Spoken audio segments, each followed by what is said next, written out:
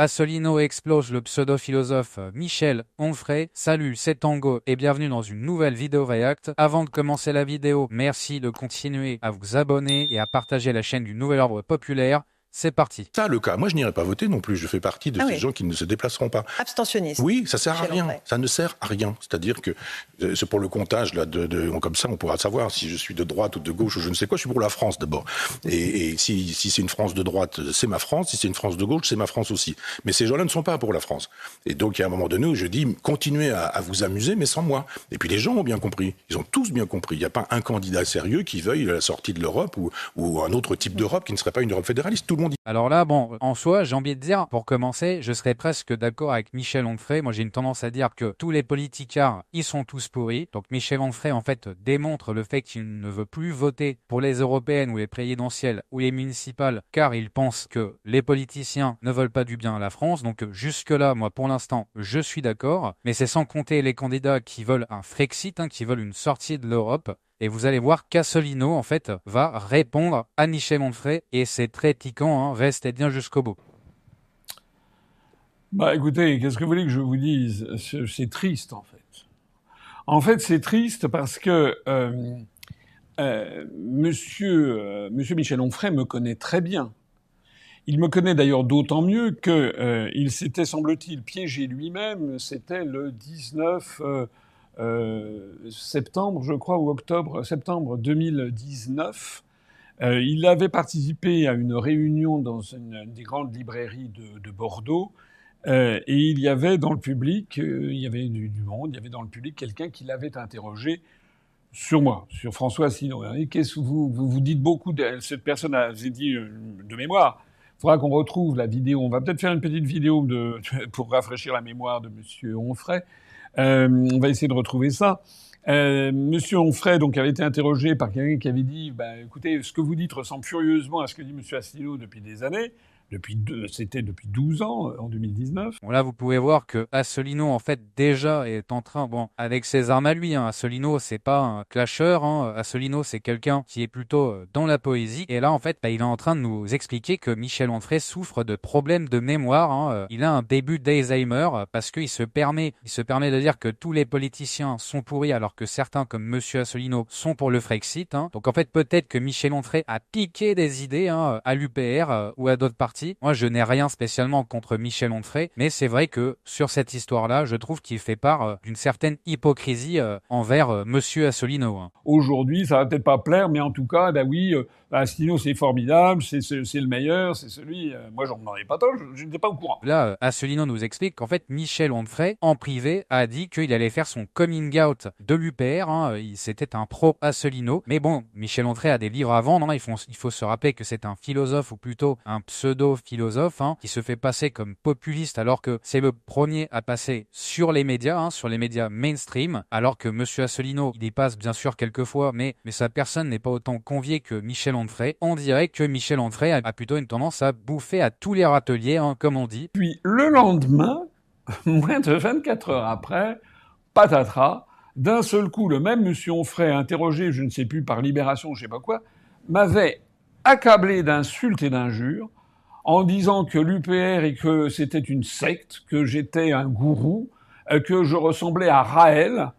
Il m'a jamais vu, Non, je veux dire, faut arrêter, Là, vraiment, Michel Onfray, là, il se présente comme un personnage ambigu, dangereux, je dirais même un pion de l'oligarchie, alors que monsieur Asselineau n'a rien à voir avec le gourou fou de Raël. J'ai vu le dernier documentaire sur Raël. Je veux dire, c'est un escroc qui n'en a rien à faire du peuple français. Évidemment, là, monsieur Michel Onfray, vous avez déconné à plein tube. Que j'étais raciste, antisémite, bref, toutes les complotistes, enfin le moulin à prière tibétain habituel pour... En fait, c'était une excommunication de la pire époque.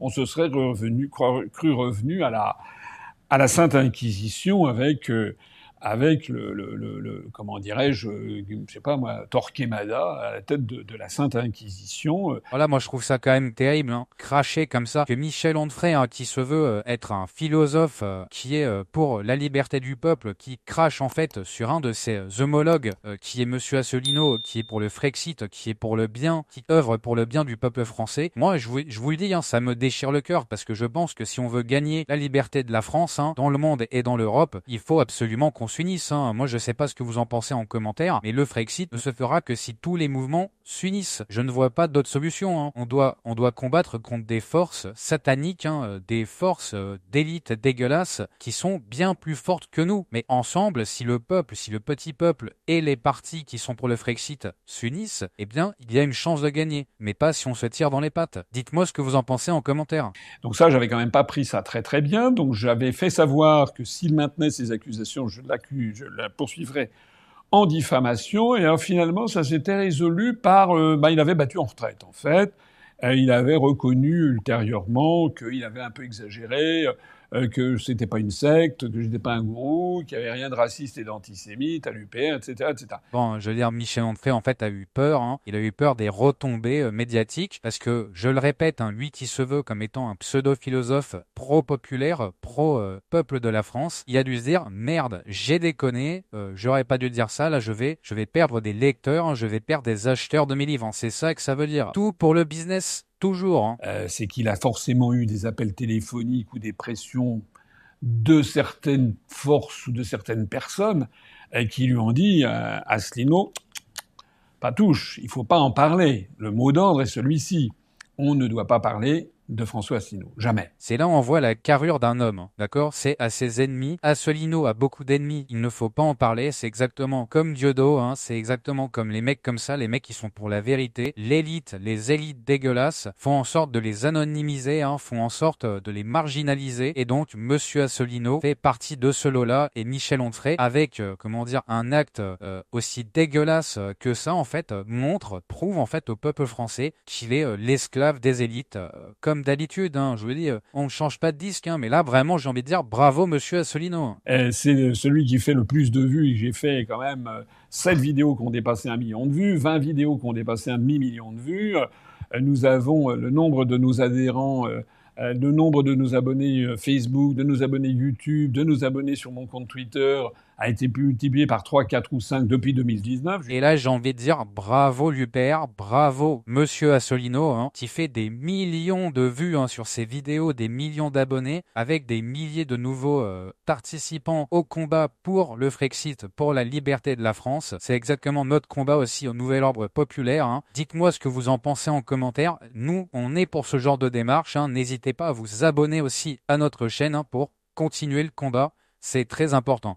Bon, je suis quand même inspecteur des général des finances, Monsieur Florian Tardif, il n'y a pas de sous-métier, mais lui, il est mannequin de formation. Il n'est même pas journaliste. Bon, donc c'est quelqu'un qui a fait des défilés chez LVMH et qui me donne des leçons de macroéconomie. Bon, il y a quand même des limites. On a déjà vu ça, d'ailleurs, pendant la crise du Covid, où l'on voyait des journalistes qui n'avaient jamais qui avaient jamais passé 1 heure dans une fac de médecine et qui se permettaient d'insulter le professeur Montagnier, prix Nobel de médecine, ou de se permettait d'insulter ou de traiter d'escrocs ou de je sais pas quoi, le professeur Raoult, le professeur Perron. Alors rappelez-vous, on l'a dit plusieurs fois sur la chaîne du Nouvel Ordre Populaire, hein, c'est très important. À chaque fois, en fait, pendant les périodes de crise, hein, tout le monde se prétend spécialiste de quelque chose, hein. Il le rappelle pendant la période du clown 19, comme on l'appelle sur la chaîne du Nouvel Ordre Populaire, pour éviter le strike. Tout le monde était devenu spécialiste de la médecine, hein, tout le monde était devenu scientifique. Et là, Monsieur Asselineau le démontre, hein, c'est pareil pour l'économie. Au moment où les européennes